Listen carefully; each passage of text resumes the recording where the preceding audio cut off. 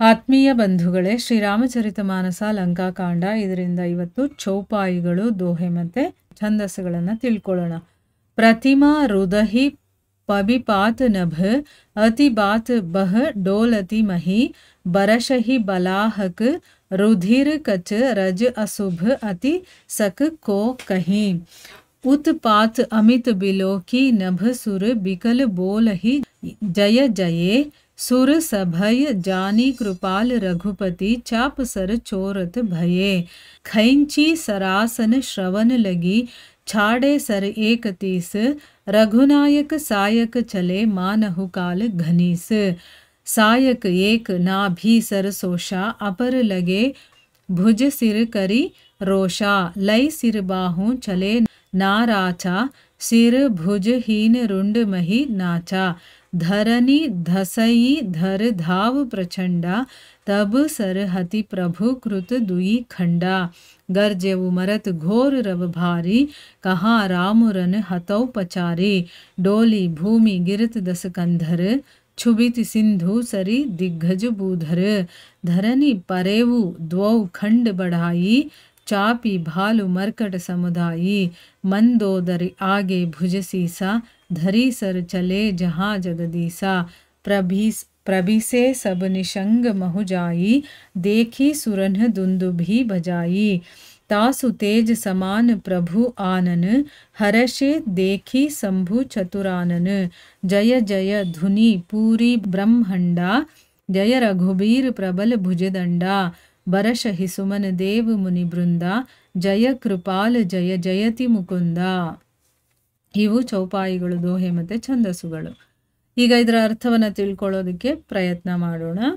ತುಳಸಿದಾಸರು ಹೇಳ್ತಾರೆ, ಬೇಕಾದಷ್ಟು ಅಪಶಕುನಗಳಾಗುತ್ತೆ. ಯಾಕಂದರೆ ರಾಮ ತನ್ನ ಕರಾಳವಾದ ಬಾಣಗಳನ್ನು ತಗೊಳ್ತಾನೆ. ವಿಭೀಷಣನ ಮಾತುಗಳನ್ನು ಕೇಳಿಸ್ಕೊಂಡ ಅವನ ನಾಭಿಯಲ್ಲಿ ಅಮೃತ ಕಳಶ ಇದೆ, ಅದರಿಂದನೇ ಅವನಿಗೆ ಈ ಅಮರತ್ವ ಅಂತ ಕೇಳಿದಾಗ ಅವನಿಗೆ ಇವಾಗ ಸೀಕ್ರೆಟ್ ಗೊತ್ತಾಯ್ತು. ರಾವಣನಿಗೆ ಹೊಡೆಯೋದಕ್ಕೋಸ್ಕರ ಅವನು ಬಿಲ್ಲು ಬಾಣಗಳನ್ನು ತಗೊಳ್ತಾನೆ.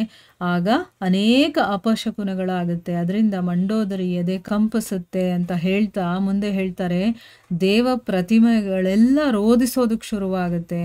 ಆಕಾಶದಿಂದ ವಜ್ರಪಾತವಾಗುತ್ತೆ, ವಾಯು ಅತ್ಯಂತ ಪ್ರಚಂಡವಾಗಿ ಬೀಸೋದಕ್ಕೆ ಶುರುವಾಗುತ್ತೆ, ಭೂಕಂಪವಾಗುತ್ತೆ, ಮೋಡಗಳು ರಕ್ತವನ್ನು, ಕೂದಲುಗಳನ್ನು, ಧೂಳನ್ನು ಸುರಿಸ್ತಾ ಇದ್ದಾವೆ.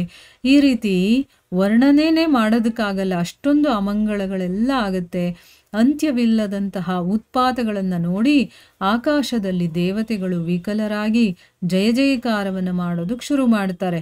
ದೇವತೆಗಳು ಭಯಭ್ರಾಂತರಾಗಿರೋದನ್ನು ನೋಡಿ ಕೃಪಾಳುವಾದಂತಹ ಶ್ರೀ ರಘುನಾಥ ಧನಸ್ಸಿಗೆ ಶರಸಂಧಾನವನ್ನು ಮಾಡ್ತಾನೆ. ಈಗ ಅವನು ಧನಸ್ಸನ್ನು ತಗೊಂಡಿದ್ದಾನೆ. ಆಮೇಲೆ ಆ ಧನಸ್ಸನ್ನು ಆಕಾರಣಾಂತವಾಗಿ ಎಳೆದು, ಅಂದರೆ ಕಿವಿಯವರೆಗೂ ಎಳೆದು ರಘುವೀರ ಒಂದೇ ಸರಿಗೆ 31 ಬಾಣಗಳನ್ನು ಪ್ರಯೋಗ ಮಾಡ್ತಾನೆ. ಅವೆಲ್ಲ ಕಾಲ ಸರ್ಪದ ಹಾಗೆ ಮುನ್ನುಗ್ತವೆ. ಒಂದು ಬಾಣ ರಾವಣನ ನಾಭಿಯ ಅಮೃತ ಕಲಶವನ್ನು ಒಣಗಿಸ್ಬಿಡುತ್ತೆ. ಉಳಿದ 30 ಬಾಣಗಳು ಕೂಡ ಸಿಡುಗುಡುತ್ತಾ ಅವನ 10 ತಲೆಗಳಿಗೆ 20 ತೋಳಿಗಳಿಗೆ ಹಾಕ್ತಾನೆ. ಅವು ತಲೆ ಭುಜಗಳನ್ನು ಹಾರಿಸ್ಕೊಂಡು ಹೋಗುತ್ತೆ. ತಲೆ ಭುಜಗಳು ಇಲ್ಲದೆ ಇರುವಂಥ ಅವನ ಮುಂಡ ಭೂಮಿ ಮೇಲೆ ಕುಣಿಯೋದಕ್ಕೆ ಶುರು ಮಾಡುತ್ತೆ. ಆ ಮುಂಡ ಪ್ರಚಂಡ ವೇಗದಲ್ಲಿ ಧಾವಿಸಿ ಬರುತ್ತೆ. ಅದರಿಂದ ಏನಾಯಿತು, ಭೂಮಿ ನಡಗೋಕ್ಕೆ ಶುರುವಾಗುತ್ತೆ. ಆಗ ಪ್ರಭು ಒಂದು ಬಾಣದಿಂದ ಅದನ್ನು 2 ಹೋಳು ಮಾಡ್ತಾನೆ. ಆ ಒಂದು ಹೋಳಿದ್ರೂ ಕೂಡ ಅವನಿಗೆ ಅಷ್ಟು ಶಕ್ತಿ ಇದೆ ಆ ಶರೀರದಲ್ಲಿ. ಸೊ ಅದನ್ನು 2 ಹೋಳು ಮಾಡ್ತಾನೆ. ಸಾಯ್ಬೇಕಾದ್ರೆ ರಾವಣ ಗರ್ಜಿಸ್ತಾ, ರಾಮ ಎಲ್ಲಿ, ನಾನು ಅವನನ್ನು ಮೂದಲಿಸಿ, ಅಂದರೆ ಅವನನ್ನು ಕೆಟ್ಟ ಮಾತುಗಳನ್ನಾಡಿ ಬೈದು ಯುದ್ಧದಲ್ಲಿ ಕೊಂದು ಬಿಡ್ತೇನೆ ಅಂತ ಹೇಳ್ತಾನೆ. ರಾವಣ ಧರಾಶಾಯಿಯಾದಾಗ ಭೂಮಿ ಎಲ್ಲ ಕಂಪಿಸ್ಬಿಡುತ್ತೆ. ಅಂದರೆ ಅಷ್ಟೊಂದು ಬಲಶಾಲಿ ಅವನು. ಸಮುದ್ರಗಳು, ನದಿಗಳು, ದಿಗ್ಗಜಗಳು, ಪರ್ವತಗಳು ಎಲ್ಲವೂ ಕೂಡ ಕ್ಷುಬ್ಧಗೊಳ್ಳುತ್ತೆ.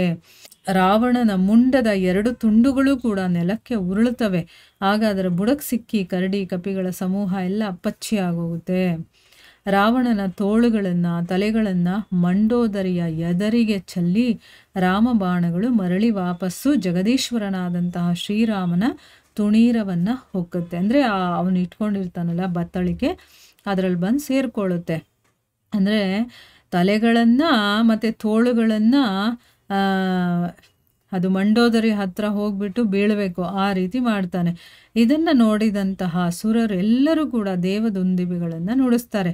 ಈಗ ಅವ್ರು ಅನ್ಕೊಂಡಿದ್ದ ಕೆಲಸ ಆಯಿತಾ, ಅದಕ್ಕೆ ಅವರಿಗೆ ತುಂಬ ಸಂತೋಷ. ರಾವಣನ ತೇಜಸ್ಸಿದೆಯಲ್ಲ, ಅದು ಪ್ರಭುವಿನ ಶರೀರದಲ್ಲಿ ಅದು ಲೀನವಾಗುತ್ತೆ. ಅದನ್ನು ನೋಡಿ ಹರ ವಿರಂಚಿಗಳು ಅಂದರೆ ಶಿವ ಮತ್ತು ಬ್ರಹ್ಮ ಇವರಿಗೆಲ್ಲ ತುಂಬ ಸಂತೋಷ ಆಗುತ್ತೆ. ಬ್ರಹ್ಮಾಂಡದಲ್ಲಿ ಜಯ ಜಯಕಾರ ಅನ್ನುವಂಥ ಧ್ವನಿ ತುಂಬ ಹೋಗ್ಬಿಡುತ್ತೆ. ಏನಂತ ಅವರು ಜಯಕಾರ ಮಾಡ್ತಾರೆ?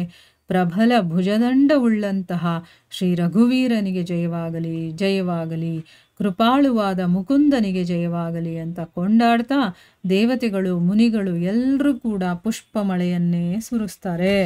ನೋಡಿ, ಈ ರೀತಿ ರಾವಣನ ಸಂಹಾರವನ್ನ ಶ್ರೀರಾಮಚಂದ್ರ ಮಾಡ್ತಾನೆ. ಇದನ್ನ ನೋಡಿ ಎಲ್ಲರಿಗೂ ಕೂಡ ಸಂತೋಷ ಆಗುತ್ತೆ. ಇವತ್ತಿಗೆ ರಾವಣನ ಸಂಹಾರ ಆಯಿತು. ಮುಂದೇನಾಗುತ್ತೆ ಅಂತ ನಾವು ಮುಂದಿನ ಭಾಗದಲ್ಲಿ ತಿಳ್ಕೊಳ್ಳೋಣ. ಹರೇ ಕೃಷ್ಣ.